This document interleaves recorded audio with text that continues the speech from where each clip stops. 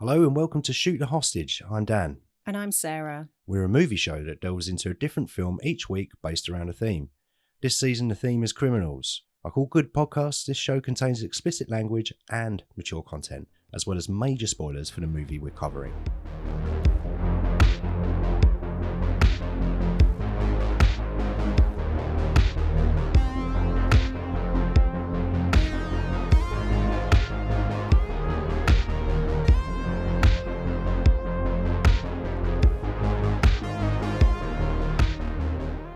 Right, so it's the final episode of season 2. No, not ever. Of season 2. Okay. We've made it. We did. Episode number 16, season 2, episode 8. I would love to say we made it unscathed, but... What does scathed mean? Uninjured, unaffected. So scathed means injured or affected. No. Unscathed is the opposite of that, when those things don't happen. We're here to talk about Con Air. Classic. 1997, directed by Simon West. And we chose this movie because it has a lot of criminals in it. No. We didn't choose this movie. Who chose this movie? You chose this movie. Did I? You keep saying that, but I don't remember choosing this movie. There isn't a timeline that exists in the multiverse that features me choosing Con Air. Why not? I can assure you. Are you going to let everybody know why that is during this episode? Yeah. Is this going to be a bunch of us, or me just going, oh, isn't this great? And you going, pfft. Yes. An hour of exactly that. Well, that sounds fun. That sounds fun. At least it'll be balanced, you know. So 1997, directed by Simon West, 116 minutes long. I've got a little synopsis. Should we get that one out of the way? Sure, yeah. You know, we say on this show that when there's a long synopsis, it tends to be a really simple film. Mm-hmm. And when it's a short synopsis, it tends to be a complicated film. Is this going to buck that trend? No. Oh, This is going to unbuck that trend. So on the Blu-ray, there was I read like the first 3 words and then looked ahead at the rest of the paragraph, and it was so long. So I macked that off. It's just crims on plain? I don't know. It was just too long. So I macked it off and I've gone to Letterboxd, and we've got a shorter one here. And I think it was written by an 11-year-old. Oh, good. Much like the film. How dare you? But yeah, okay, we'll get into it. So, when the government puts all its rotten criminal eggs in one airborne basket, Oh, God. it's asking for trouble. Before you can say pass the bath bag, the crooks control a plane led by creepy, understatement, Cyrus the Virus Grissom. Watching his every move is a just-released Cameron Poe, who'd rather reunite with his family. Yes. Not to be confused with Cyrus the Virus, the rapper. What came first? I'm assuming this film came first. Malkovich? Malkovich? Malkovich. Oh, fuck. We should have started this episode off by just saying Malkovich for 4 minutes. Yeah. This film is the weirdest adaptation prequel I've ever seen. That's the Nic Cage movie, right? Nic Cage, but also John Cusack and Malkovich show up in it. Are they in it as well? Well, it's Charlie Kaufman. The bloke from Taxi. Excuse me? the Not Andy Kaufman. Oh, I'm thinking of Andy Kaufman, right. Yeah, I don't know why. Man in the Moon or whatever. Yeah, the Man on the Moon. No, not him. Okay. So, yeah, we've done a synopsis. The budget for this was 75 million. The box office was 224 million. Just get that out of the way. A success then. It was a success. Financially speaking, anyway, if not artistically. Come on.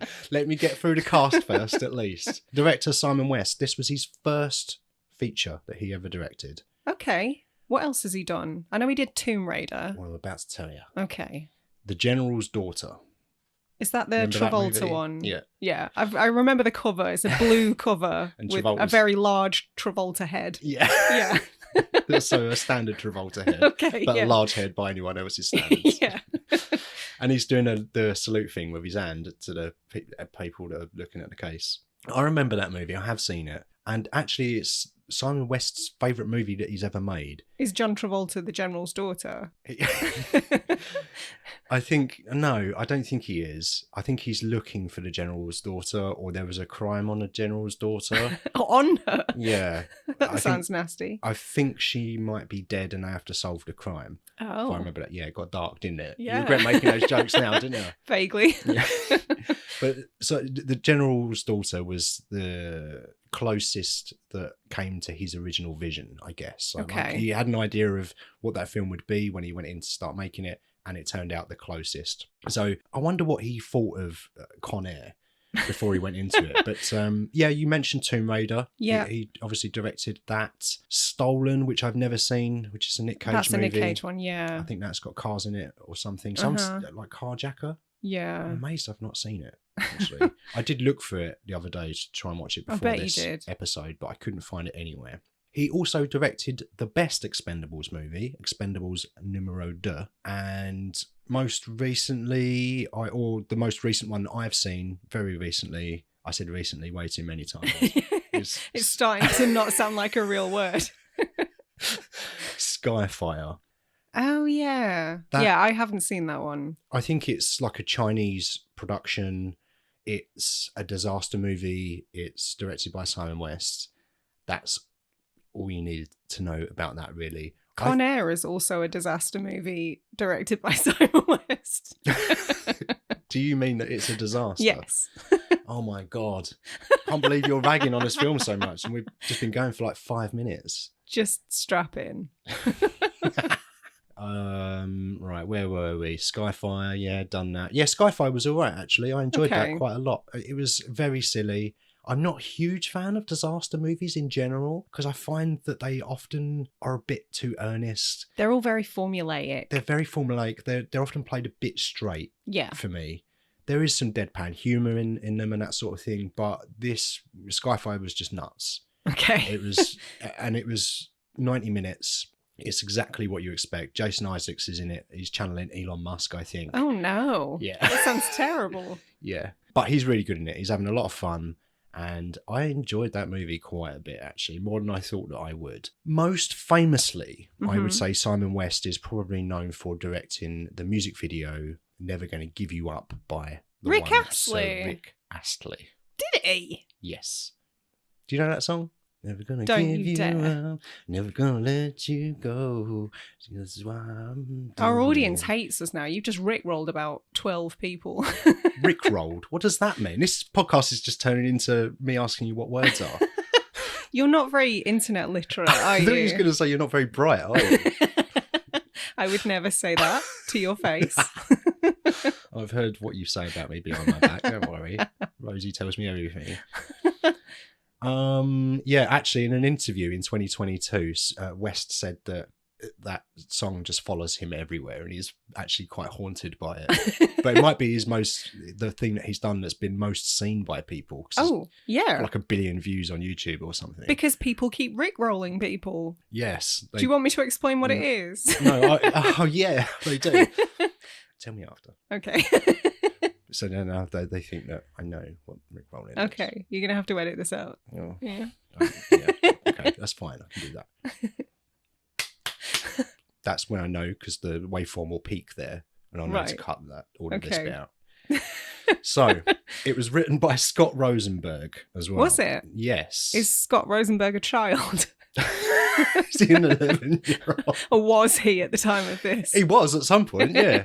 I don't know. Everyone's a former child. I don't know what you've heard, but kind of most people, I'd say, were 11 years old at some point. Not everyone. No, some people. You said most. Some people were born 45 years old, like Sean Harris. Yeah, so Scott Rosenberg also wrote Gone in 60 Seconds, the other Nic Cage classic, which we love in this house, don't we? Do we? Yes. Okay. I'll accept that. That's fine. I love that movie. Okay, I've got nothing. He wrote Venom. Oh. Have you seen Venom? I think I've seen most of Venom. Okay. So yeah, you've seen Venom. Yeah, I've seen enough. He also wrote High Fidelity, would you believe? I thought Nick Hornby wrote High Fidelity. Nick Hornby wrote the book. Right. And then he's got a credit as a writer on that movie, so I guess he adapted it as a screenplay. Okay, I really, really like that film. It's a great movie. Yeah. Another Cusack joint. Kangaroo Jack. Oh, God. Is that the Jerry O'Connell one? Yeah. Oh, no. Is that why you were talking about Jerry O'Connell this morning? I thought that was random. Yeah, it might be. Cherry O'Connell, you mean? So, and I really like Kangaroo Jack. I can acknowledge it's a terrible, terrible movie, but I don't know, for some reason, it's just one of those, I've seen it more than 10 times. If it's on the telly, it doesn't get switched off. He wrote the new Jumanjis. Did he? Yeah. Oh, I haven't seen the second one, but the first one was really fun. Yeah, second one's all right. It's not as good as the first one, but it's still a lot of fun. Is Rhys Darby in it? Yes. Ooh, I like Rhys Darby. He also wrote Things to Do in Denver When You're Dead, which came out, I think, a couple of years before Con Yeah, Air. I want to say 95. Yeah, I think you're right. I think it's 1995. So Scott Rosenberg wrote this script after hearing about... After going to the toilet and wiping his ass and presenting it in a script meeting. Pretty much. You've got this. Please continue. Sorry, carry on.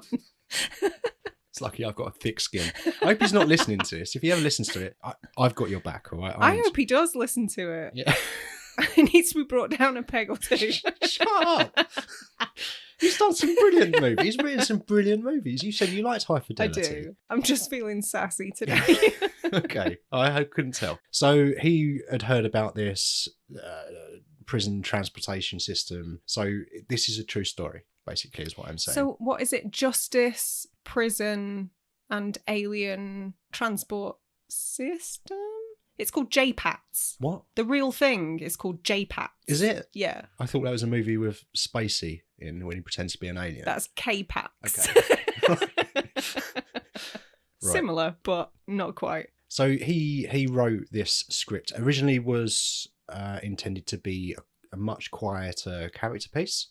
Okay. Yeah, I know. Can you believe it? No. But maybe we'll get to this at some point. But I can see what that movie was through some of the dialogue in this. I guess. Yeah, okay. Well, I think you know what I'm talking about, maybe, but maybe we'll get to it. But yeah, so it was based on a much smaller, character-driven story, but obviously it's a Jerry Bruckheimer production, so we're going to pretend that we're not ripping off Michael Bay's style, who obviously ripped off John Woo's style. It's just getting more and more watered down. Yeah, but yeah, so Simon West got hold of it, and basically they just were rewriting a lot of the script day by day, and it was kind of how it turned out was kind of a happy accident, depending on if you like this movie or not, I guess. Okay. So I mean, there's a lot of people in this movie as well. It's a large cast, yeah. A lot of very recognisable faces here. Yeah. Beyond the main three. Yeah, obviously Nic Cage. He was. I think this is the filling to his action sandwich. He went from The Rock to Con Air to Face Off back to back. Yeah, there was a massive overlap between this and Face Off. I think from what I read, shoots for this ran late. So he was supposed to start on Face Off and he was about 6 weeks late because this ran over. Okay. Yeah, John Cusack. Obviously, we've mentioned him already. He thinks this is a terrible film. John Cusack is on my side. Yeah, he's not a fan of this, is he, at all? And yeah, I did read somewhere that he said he would come back for a proposed sequel. Yes. Well, I mean, have you seen some of the movies he's been doing Yeah, lately? he obviously likes money, so... Yeah, I can't blame him. I miss Cusack. I miss, like, peak era Cusack, late 80s, early 90s, and then something went horribly wrong. And I remember sort of maybe 10 years ago, his Twitter feed was just an absolute train wreck. Okay.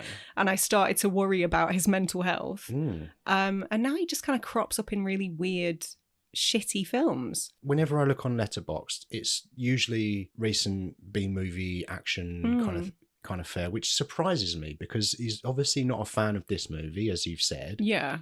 I do think that this is one of the better tongue-in-cheek 90s action movies. So I'm surprised that he sort of still does that sort of thing. For me, Cusack peaked in the late 90s. Okay. I wasn't really aware of him until Grosse Point Blank. I knew him, but I don't think I'd seen much of his work. I missed a bunch of what was that? We need to sit you down and watch The Shore Thing and Better Off Dead at a bare minimum. Okay. What's the one when he holds a big radio? Say Anything. Have I seen that one? Yes. Yeah. So I hadn't seen that one at that point. Okay.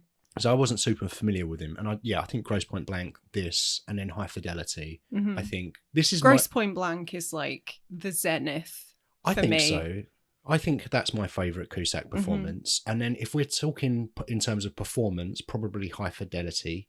Yeah. And then Con Air for me. Okay. But Con Air is my second favourite movie of his. John Malkovich. Yeah. Have you seen the movie Rounders about poker? Yes. Yeah. The Matt Damon one. Matt Damon. Yeah. he plays a character in that called Teddy KGB. So that should pretty much know what that character is now, right? He's got an accent, I'm guessing. Correct. Yeah, wears a red tracksuit. Literally. Excellent. I love that movie. I think it's brilliant. It's the best poker movie of all time. Michael T. Williamson plays Baby-O. Okay, yeah. Forrest the Gump. diabetic guy. Yep. Forrest Gump, Pete. Ving Rhames, Diamond Dog, Colm Meaney. Is it Column? Column. Yeah, probably. But I used to pronounce it comb. Comb. You know, like calm. As in the word feeling. calm. Yeah. Yeah. I guess so. Like comb, but then we watched the Banshees of Inisherin and they kept calling him Column, so I was like, oh no. Yeah, I know bloke what is called Column, and so I should have known trust that. the Irish people. Yes, let's go with that. Rachel Ticotin, Dave Chappelle, Danny Trejo, Steve Buscemi. Just running through the last bits of cast there. Steve Buscemi, Buscemi. I say Buscemi. Steve's in it. He plays Garland Green. Yeah. What do you reckon then? My first question for you is Nicolas Cage as an action star, because you're quite a fan of action movies. Like I probably am more of a fan because that's really my genre. But you're quite a big fan of action movies too. What do you think of him? You're not to the same degree that you are. I don't know nearly as much, but I like them, yeah. But what are your thoughts on Nicolas Cage in action movies? What's your favourite Nicolas Cage action movie? Ooh, probably Face Off. Okay. But I haven't seen it in a long time. Yeah. I don't know. I don't favour his action performances. I like him when he's unhinged. Okay. So, like, give me Nicolas Cage in The Colour Out of Space or Mandy. Yep. The psychedelic weird shit. That's what I want. So is like recent Cage more your jam then? Yes, very much because so. he I feel like in the 80s when he changed his name to Cage, trying to sort of distance himself from the Coppola name, he did a lot of weird stuff, right? And there's a bunch of 80s movies, Nicolas Cage 80s movies that I haven't seen. You've seen Valley Girl? No, I haven't seen that. Okay. Was he in something called Vampire's Kiss where he eats a beetle or something? Right? What's that Coen Brothers one? Is it Raising Arizona that he's in? Yeah. Yes. Maybe I have seen that, but it was so long ago that I may as well have not seen it. So, yeah, I feel like he maybe did a lot of experimental stuff in the 80s. Yeah. Became more formulaic or in the 90s. Not formulaic, maybe sounds a bit reductive. He became a bit pigeonholed for a while. He became pigeonholed for a while. I feel like between 95, 96 to 2005-ish. There's like a 10-year period where he's doing a lot of action movies. As the time goes on, he's doing more B-grade type stuff. Ghost Riders.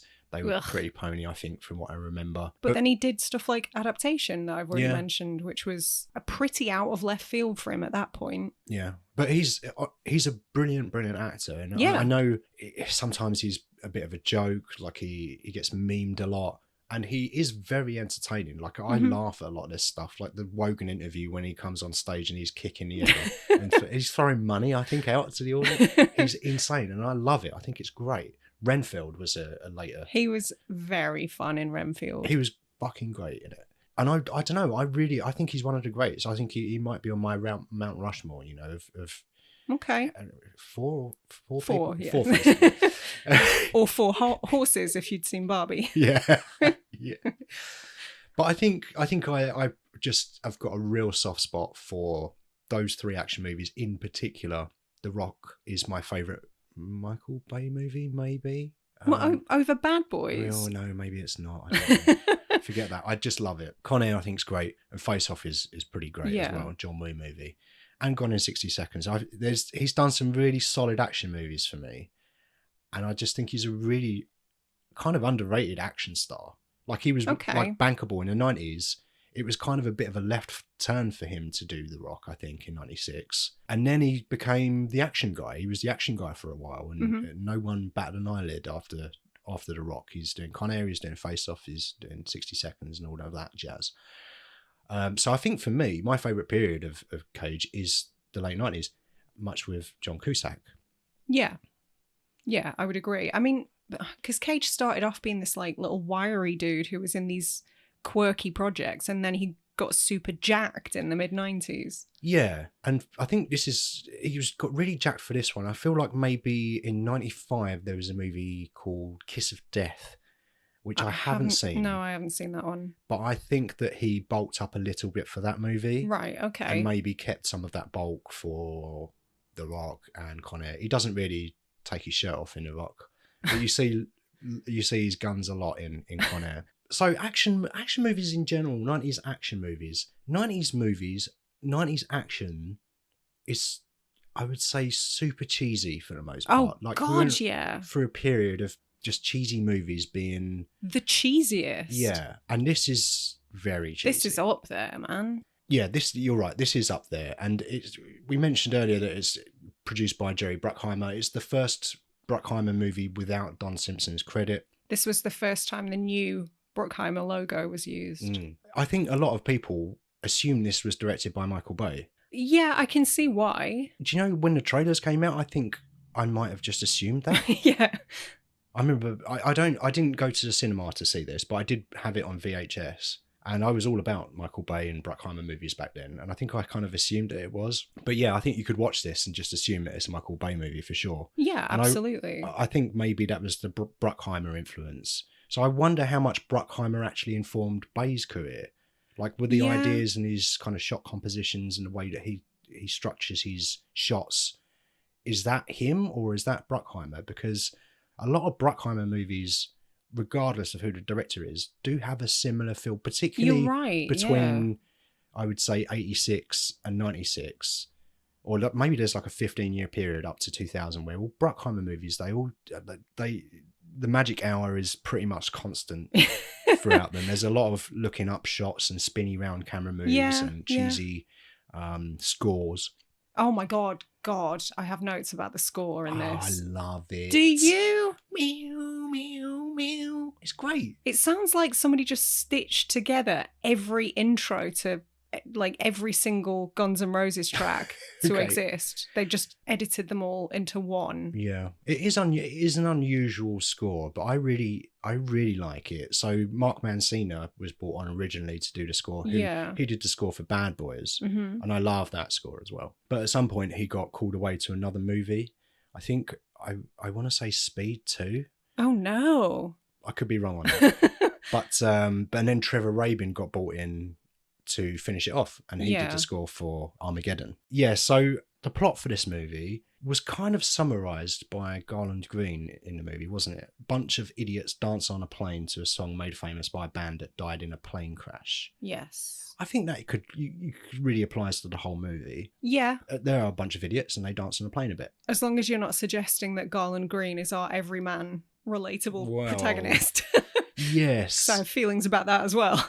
It's okay, I'll give you this. It's a strange movie. Oh, yeah. It's a strange movie. Oh, thanks for conceding on that point. It is. It's super weird. And it shouldn't work. And obviously it doesn't for you, I'm guessing. Look, I don't hate this movie.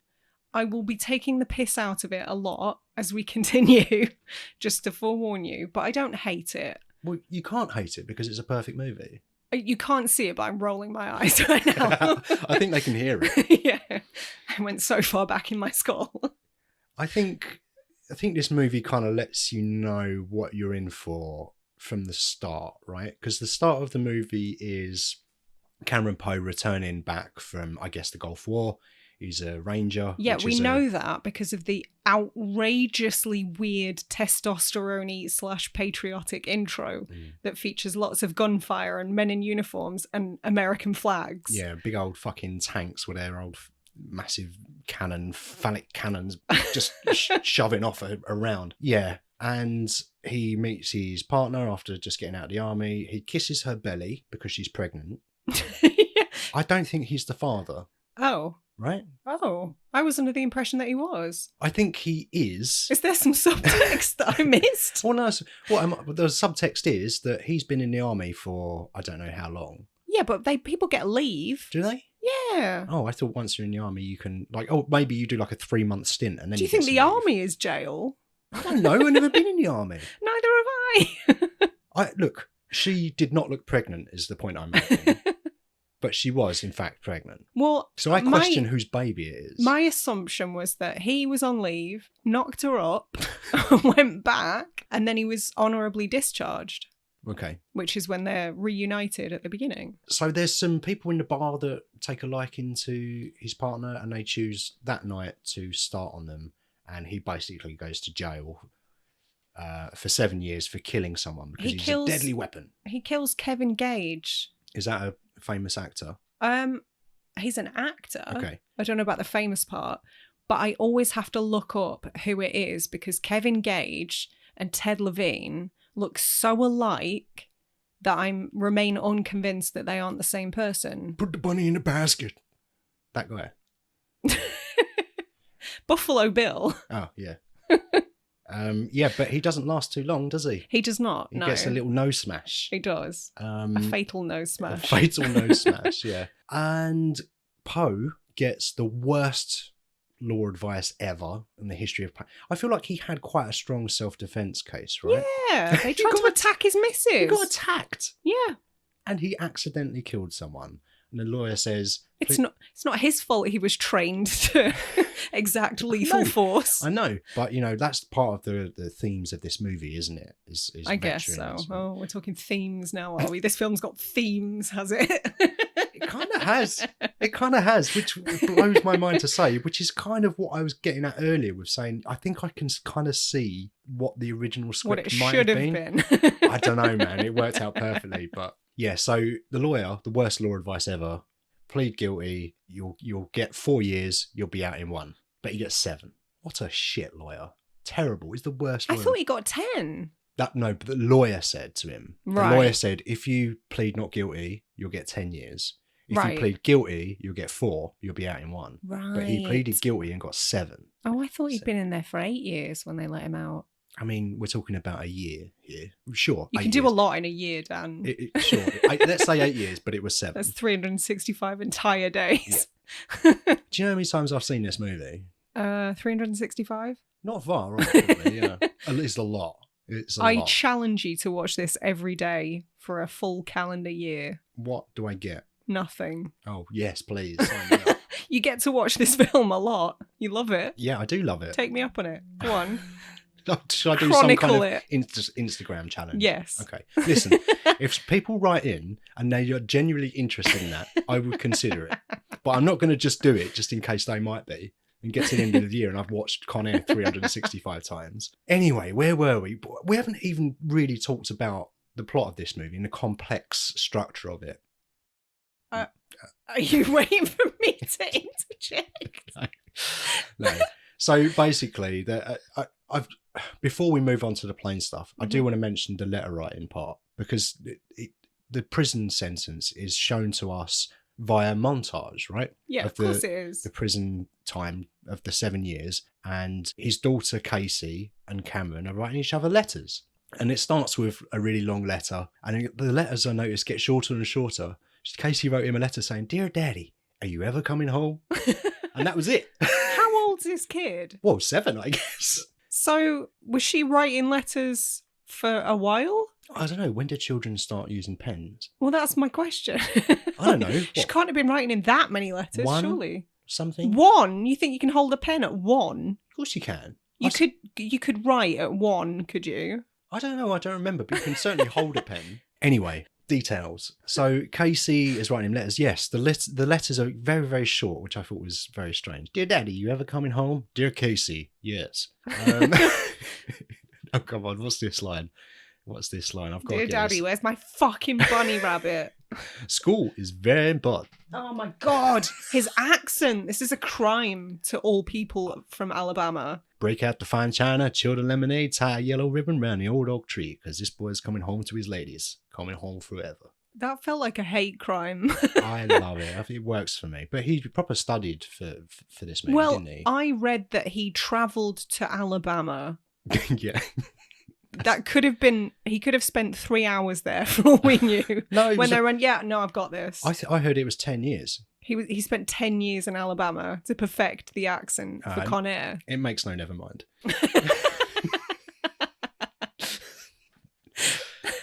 Yeah, so he does his time, does his bird, if you will. And then, no, I didn't mean, no. Bird is a colloquial term for jail. Right. I'm glad you clarified. Yeah. I thought you were just being all South End for a second. No, I'm not talking about his relationship. Don't treat women like that. That's another one he says in that movie. Yeah, so he does his time, and then he's being released, and his best mate, Baby O, is on a plane with him because he's being transferred. Plane gets taken over by John Malkovich. And then Malkovich. Yep, Malkovich. And Malkovich. Also Malkovich, yes. Malkovich. Malkovich.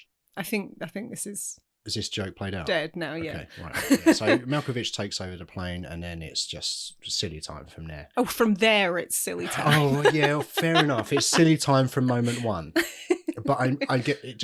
It kind of ratchets up the action. The silly time ante is up. Yeah, and yeah. Other plane movies. Passenger 57. Seen that one? Turbulence. Sure. Snakes on a plane. Snakes on a plane. Yeah.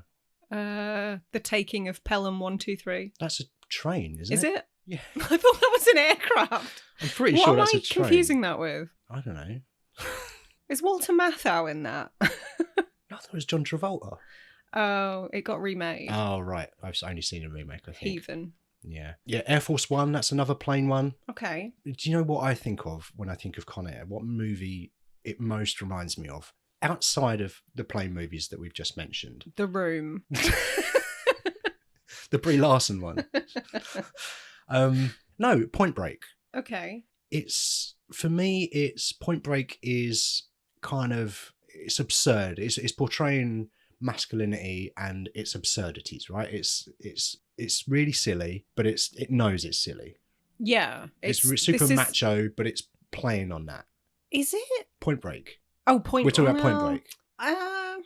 I guess. I think so. I think it's playing with the action genre. It's kind of. I mean, it's directed by a woman, so yes, I'll go with you on that. I think the term is way overused, but it is kind of deconstructing the action genre in a way. Yeah. It's kind of taking the mick out of super macho movies, and I feel like this movie kind of accidentally does that. No, this is the film they're taking the piss out of. What, Point Break? Like this is feeding right into it, isn't it? I see. For me, when I was a kid, I really enjoyed this movie because it was action and it was fun and it was silly.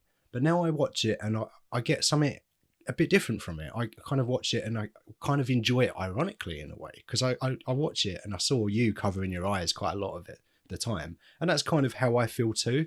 But I'm really enjoying it, and I feel like I watch Point Break and I am super on board with just portraying the absurdities of masculinity, and I feel like this does the same thing, but this did it accidentally. I think this was trying to be not serious, but it was very tongue-in-cheek and it's very silly, but I feel like the result is probably a bit further away from what they intended. But for me, I can watch it and go, yeah, men are a bit silly, aren't they? Do you know what I mean? I do know what you mean. I don't think that's most people's takeaway though. No. Sadly. And from what I've read about stuff that happened behind the scenes, like there was an interview with Danny Trejo, and apparently like the whole thing turned into what he called a tough guy competition. Between takes, they would start spitting competitions to see who could like groz the furthest. Oh, lovely. It's so disgusting. They had like a ring or something, didn't they? Yeah. Like a fighting ring. whatever that's called. Like, this is the most testosterone ever on film, perhaps. Yeah. Like, I was worried I was going to start growing chest hair before the credits rolled. Yeah. It's so blokey. And I get what you're saying. And if that is your takeaway, then that's fair. That's subjective. Oh, thanks. But I definitely think you're right in that it was unintentional. I think so. I think it did have its tongue placed in its cheek. Yeah. But I feel like, I don't know, for me, I don't know.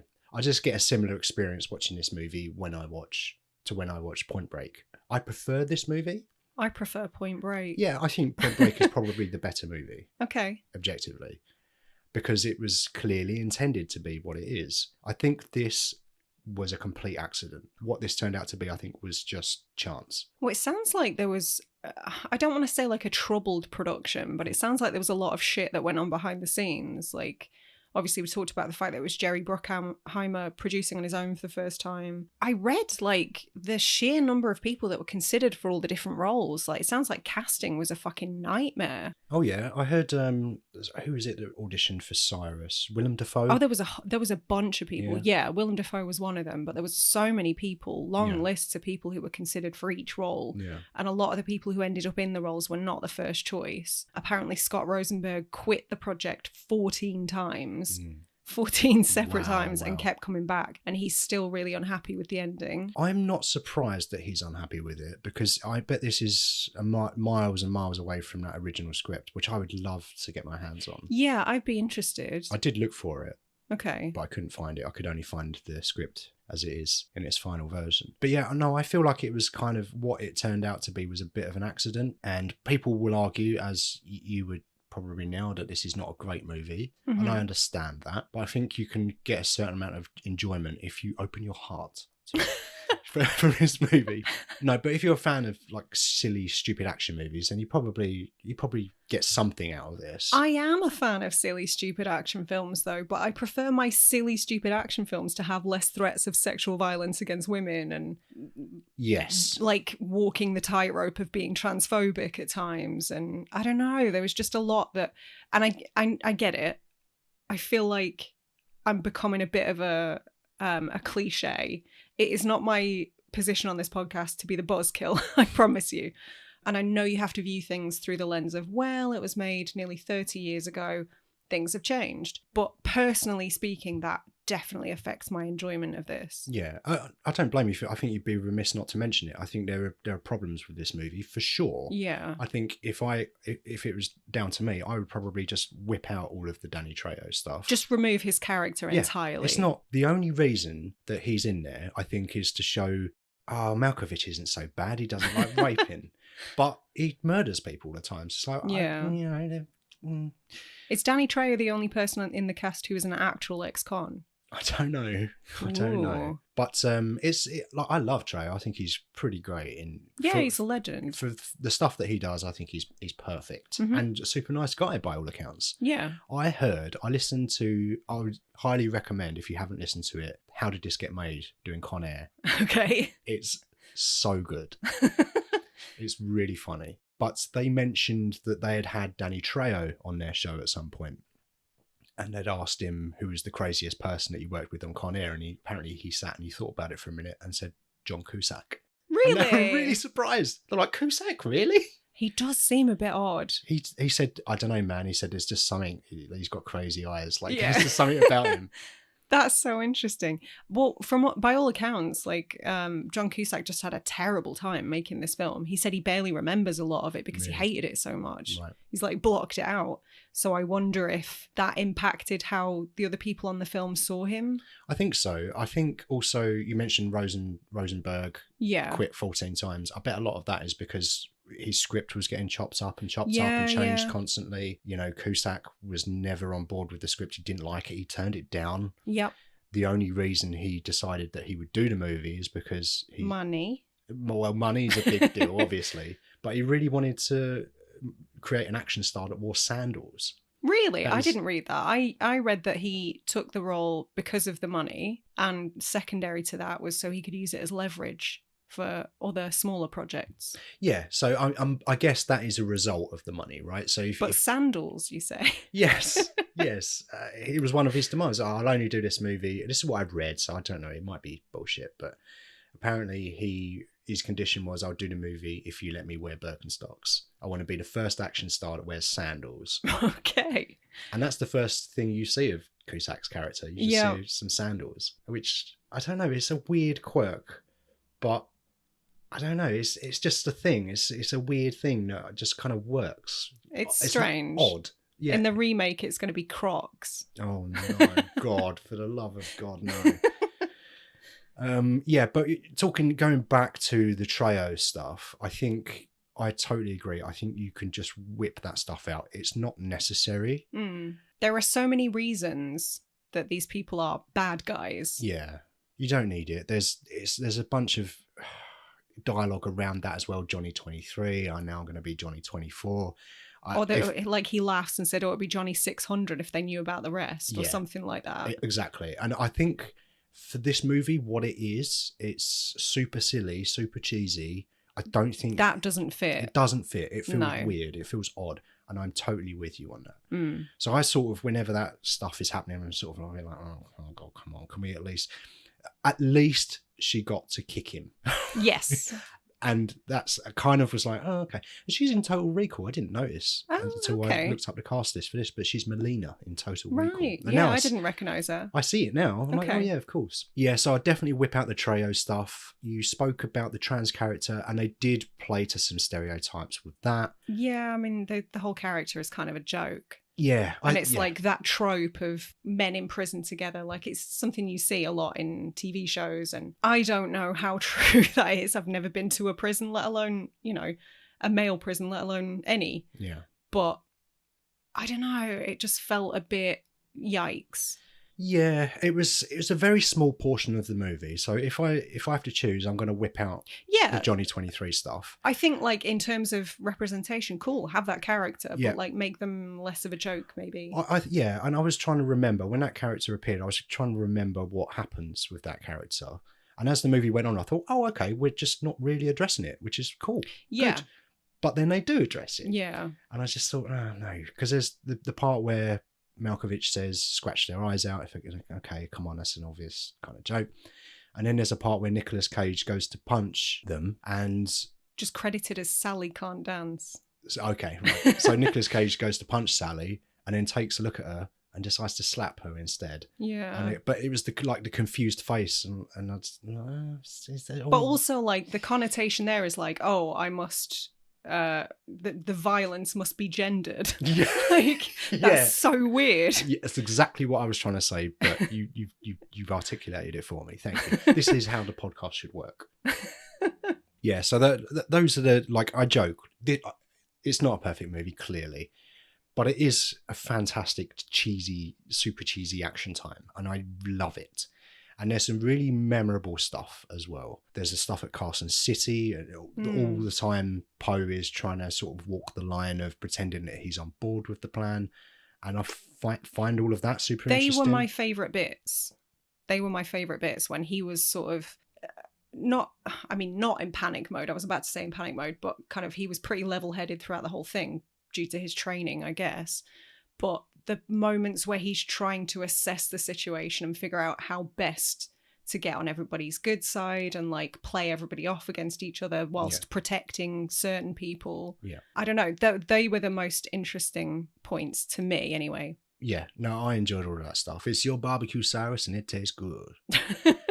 He has a chance to get off of the plane at Carson City, but he decides to stay on because Baby-O needs some insulin, didn't get his shot last night, and they destroyed all of the syringes during the lethal takeover. Yeah, so he's doing a dance throughout the movie between wanting to get off the plane, seeing his family, and protecting his friends, and doing the right thing. And Larkin realises that he has an ally, Larkin being John Cusack's character. Sandal Boy, that's right.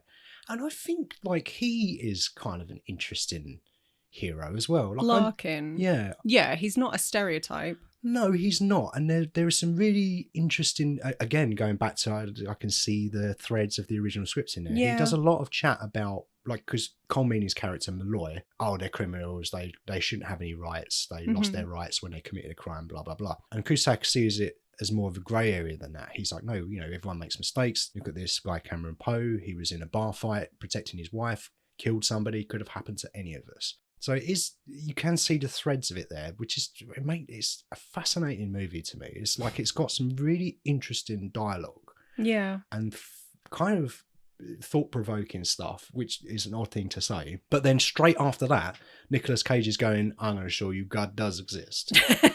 So it's a weird mishmash of things. Very much so. I read somewhere else as well that I don't know at what point it happened, but J.J. Abrams did a dialogue polish on the script. Ooh. Proving that you can, in fact, polish a turd. I bet that original script is quite good, Well, I want to know which bits who was responsible for. I'm fascinated by that. Because J.J. Abrams has got a fairly good reputation, right? Yeah. So, maybe some of the better stuff is his doing. Who knows? It could be. I could be way off there, but my thoughts are that the stuff that is actually interesting and uses words with anything more than 2 syllables is probably the original script. Right. But yeah, Cusack is interesting action star, I think. Interesting hero in this movie. Yeah. And I mean, obviously Cameron Poe is a bit flat. He's interesting in that he's, as you said, he's trying to assess the situations, but there's not much else to him. No, besides the hair. Yeah, and his guns. Have we even talked about MC Gainey yet? Swamp Thing. Swamp Thing. Not the Swamp Thing, just a Swamp Thing. No. No, we've not mentioned MC Gainey yet. I feel bad about that. Well, I mean, the guy has got a very interesting face. He's got a very memorable face. Yeah. Looks a little bit like a Bo Selector mask and a spitting image puppet had relations at one point. Yeah, okay, I can see that. No offense to the guy. He's got a very good character actor presence. I feel he was somewhat underused. Yeah, I'd agree with that. Because he's kind of important, right? There's no movie without that character. Well, he's the only one who can fly a plane. Yeah, he flies the plane and he drives the truck at the end of the movie. Yeah. So yeah, he kind of is in a couple of scenes, but he's not really used that much. Also, he's smoking the cigarette that kills Sindino. Oh yeah. Sigh. Anara. Oh God. Yeah, MC Gainey. Yeah, he's memorable in this. This is the favourite movie that he's ever been in. Is it? It's his favourite movie. Yeah. Wow. So him and Cusack are at opposite ends of that spectrum then. Yeah. I get the impression Malkovich didn't really enjoy this a great deal. No, I've heard a couple of conflicting points on this. Okay. Apparently, one side says that he was annoyed because the script was being rewritten every day and he didn't really know what was happening. Understandable. But I read that the director had actually come out and said, well, I feel like he didn't read the script. So every day he came to me and said, what do you want me to do in this scene? So we've got completely different... I don't know what's true. I mean, he was kind of a pretty serious actor up until this point, wasn't he? Probably a theatre guy, I would say. Yeah, right? I mean, he was most well known for things like Dangerous Liaisons. Malkovich. Yeah, Malkovich. Malkovich. Yeah, so this was a bit of a turning point for him as well. Malkovich. So you're really committed to that joke. Malkovich. The bit is over. Stop, it's please. Never over. I'm going to grind it into the ground. Oh yeah, just John Cusack was in being John Malkovich. Yeah. Yeah. Yeah. I think, both of them reprised their roles in adaptation. Mm. But yeah, so Willem Dafoe, you already mentioned. Apparently Jason Isaacs and Mickey Rourke auditioned for the part of Cyrus as well before it went to Malkovich. Jason Isaacs? Jason Isaacs, yeah. He's a pretty great actor. He could have done something interesting with that. Did you hear about why Mickey Rourke didn't get the role? I didn't know. Oh no. So apparently he came in for an audition, but just pulled out a real knife in the audition, and people were like, thanks, Mickey. We'll be in touch. Jesus Christ. He's insane. The bloke's insane, I think. He's a head case. Yeah. That's not okay. No, it's not. It's not okay. I get having props and needing things to feel in the moment and kind of get a hold on your character. But if you're going to pull out a knife, just make it a plastic one. What's the fucking difference? Have a plastic butter knife. Yeah. Yeah, so he didn't get it, but he was auditioned for the Cyrus the Virus role. Yeah, yeah. Okay, Cyrus the Virus, Cyrus the Yeah. damn virus. How do you feel about Steve Buscemi? Because he again was not first choice. Oh, who else was in the mix for that one? The first choice was Tim Roth. Tim Roth would work. He can do pretty unhinged and Yeah. crazy. I can see that. See that. But it went to Buscemi. How do you feel he did? Because he was kind of a bit of an outlier. He was great in this, I thought. Yeah. I'm really happy with what ended up being that character. I mean, it's a weird one because he is apparently like the worst criminal out of all of them. Yeah. He killed how many? 37 people, apparently, was it? Well, they talked about he's like a hardened serial killer, like a true psychopath. Yeah. But can empathise with small children and decide not to kill them. Yeah, it's weird because at one point in the movie he talks about having killed someone and wearing her head as a hat across 3 states. As you do. Yeah, well, you know, it was sunny. In a pinch. A head'll do. Yeah. But he doesn't seem like that character. He's super calm, intelligent. He has some interesting dialogue. There's one point where he goes, he's a font of misplaced rage, name your cliche. Mother held him too much or not enough. Last picked at kickball, late night sneaky uncle, whatever. Now he's so angry, moments of levity actually cause him pain, gives him headaches. And that's a super interesting bit of dialogue, I think. Yeah. And like you're talking about psychology of prisoners and stuff like that and how people might get to where they are. So by one stretch, he's portrayed as the craziest, most unhinged criminal out of all of them. Yeah, but like truly unpredictable. Yeah, but then on the other side of it, he seems like the nicest one and the most level-headed. And he kind of gets a happy ending too. Yeah, but that's, I kind of feel like that last scene, because he survives and the final shot of the movie is him gambling. He's having a whale of a time gambling. Away. And I feel like, I guess it's sequel bait. I guess realistically what it is probably we can do a sequel if we want to. Okay. But I kind of view it as, I feel like it's the movie just one last time going, this is definitely the movie you watched. It's fucking ridiculous. And yes, we're celebrating that the serial killer is alive at the end because it's nonsense. I mean, that was true nonsense. It was. Yeah. Like, this guy who's slashed his way through God knows how many people. Are we supposed to root for him? Yeah. Like, what's going on? Right. And I've heard theories about the little girl maybe being a figment of his imagination. Okay. I think I don't think really he had a tea party with his conscience. Yeah.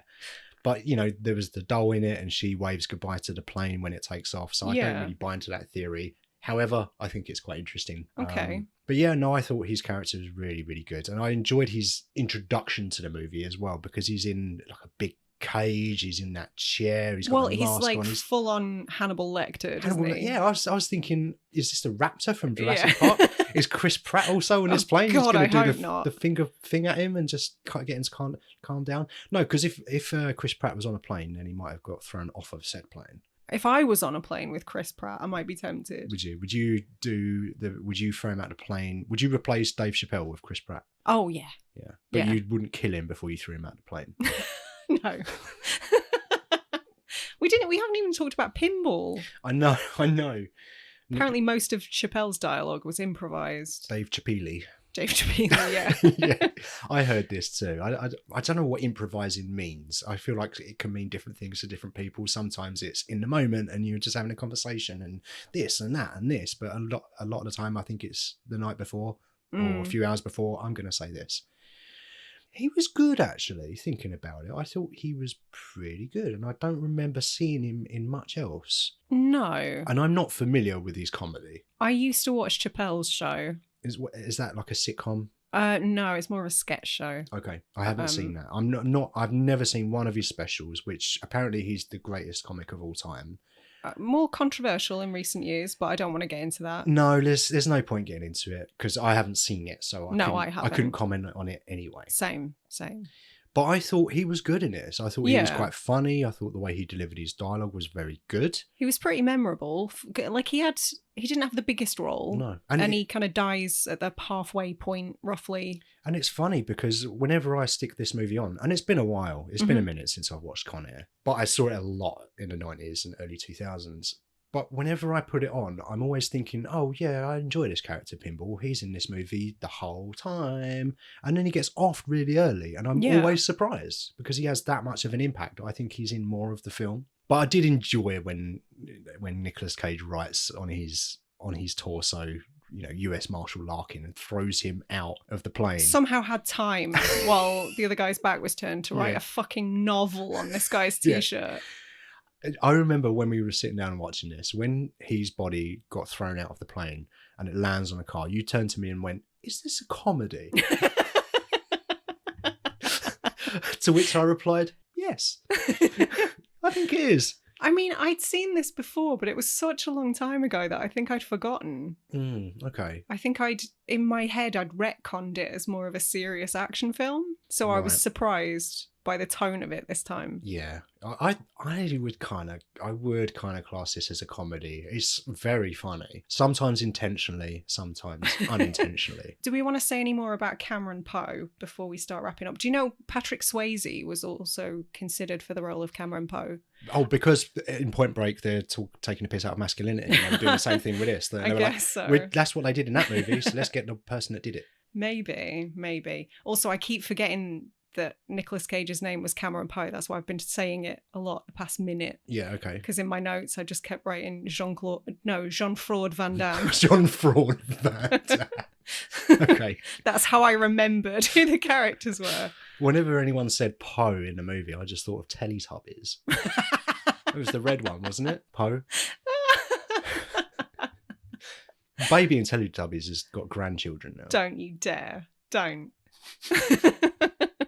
Yeah, so we're going to watch this again tonight? No, we're not.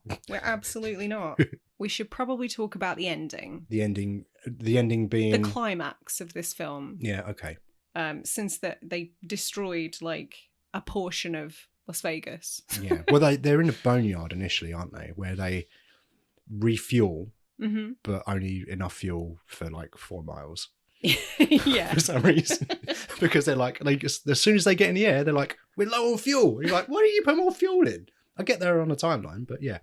So they crash land in Vegas. Malloy's character wants to shoot down the plane. Cusack's character wants to keep it in the air. I would argue probably would have been better to shoot it down, but they do comment on that in the movie. So I'll give them a pass. But yeah, they land in Vegas and it's super crazy scene.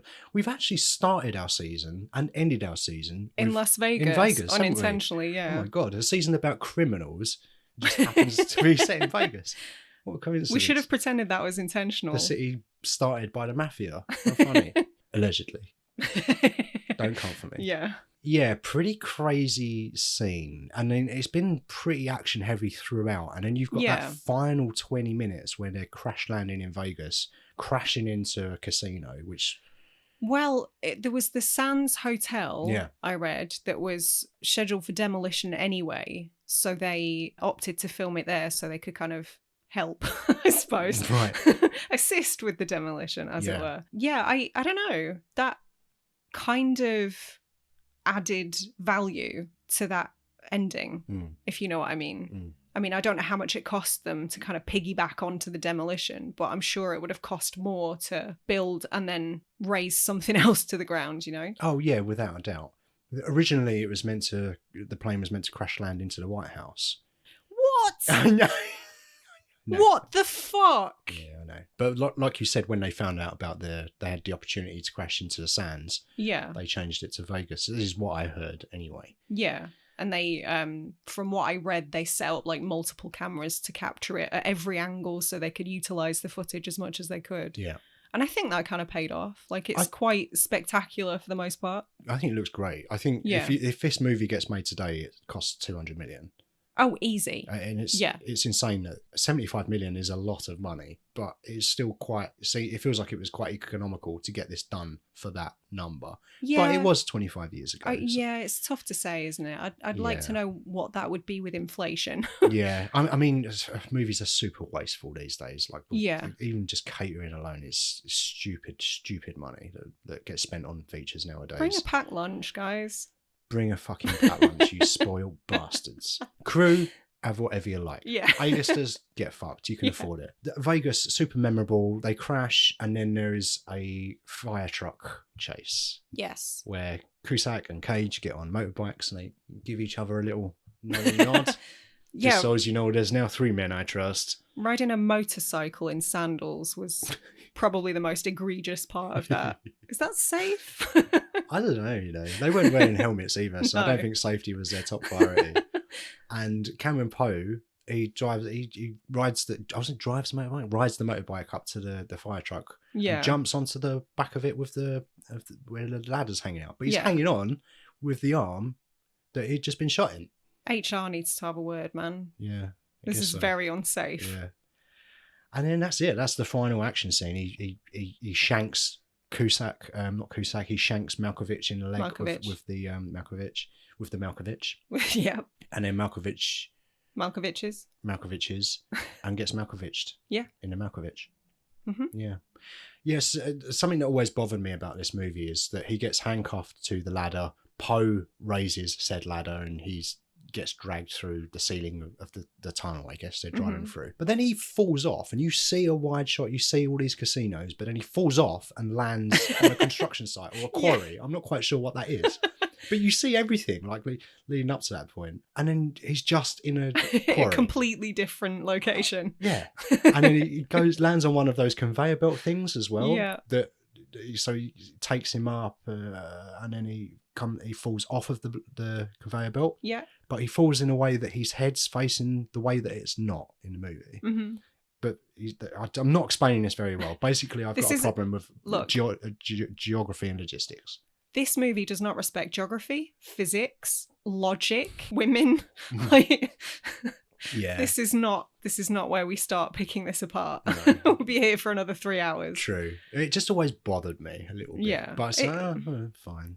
I mean, I don't know, man. This film is like pantomime, but for grown-ups. It hits perfect. a lot of the same beats, and it like encourages you to get up in your seat and like, So I'm curious. What's your favourite scene? Oh, do I have a favourite? Well, I wasn't expecting this question. I'm so sorry. I can tell you mine while you Go think. on, you tell me yours. It's I can't remember the other guy's name, but when they're in the cargo hold and Nicolas Cage is at one end and the other guy who's just found his box with the letters to his kid, or from his kid rather, and they look at each other and they run, but because they're bobbed down, it looks so fucking hilarious. Yeah, you did do a bit of a laugh when that happened. That killed me. Yeah. It looked so dumb.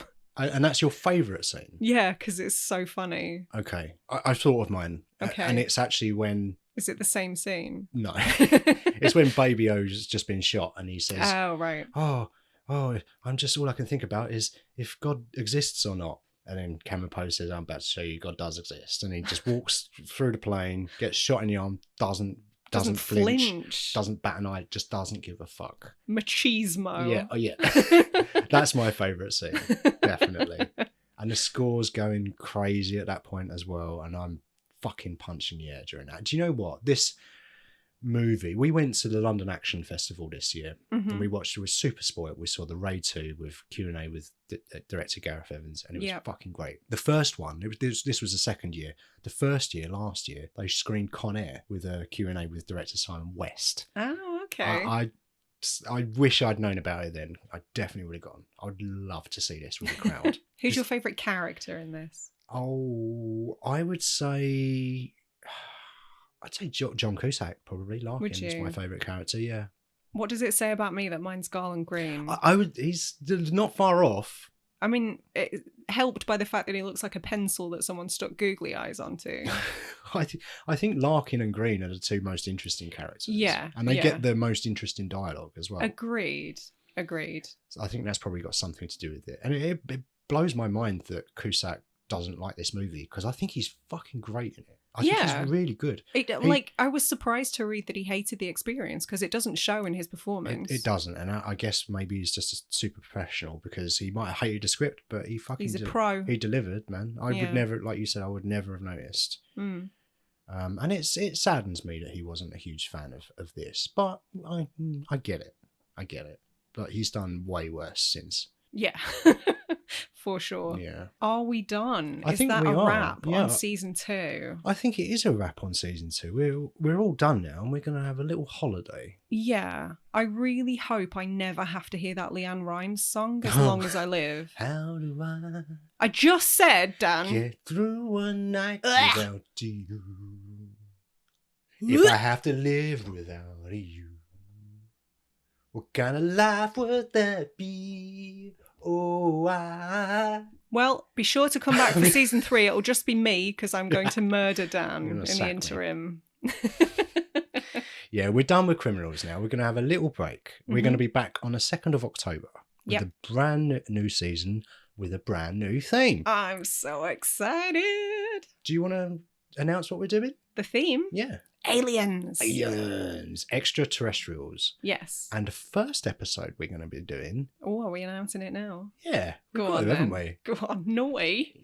Naughty, very naughty. Predator. Yes. Is this our first Arnie movie? I think it might be. Won't be our last. No, I'm sure. Yes, we're going to be covering Predator for our season on Aliens, returning on the 2nd of October. So we're going to have a 3-4 week break. I think it's 4 weeks, but it's 3 episodes. Mm-hmm. But if you want to continue listening to us in the meantime, we're constantly releasing episodes on Patreon. I thought you were going to say we're always talking. Well, we are really. You can't shut us up. We are really. Like Yeah. we cover pretty much every movie we see at the cinema at the moment. Yes. We promise 2 a month on our Patreon. We've been seriously over delivering. Yeah, we've done way more than 2 a month, particularly over the last 3 months, because it's been super busy at the cinema. But also what you get on the Patreon is you get an end of season wrap show. Yeah. So if you really enjoyed season 2, talking about criminal movies, we'll do a bit of a wrap show where we talk about a little bit the movies that we've covered, some that we haven't. Maybe they're ones that we wish we'd put in. Maybe there's some that would have swapped out.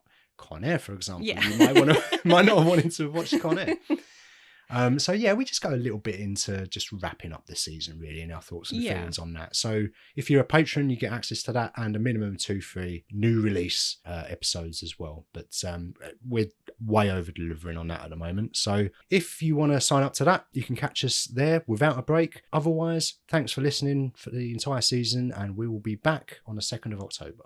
Bye. Bye.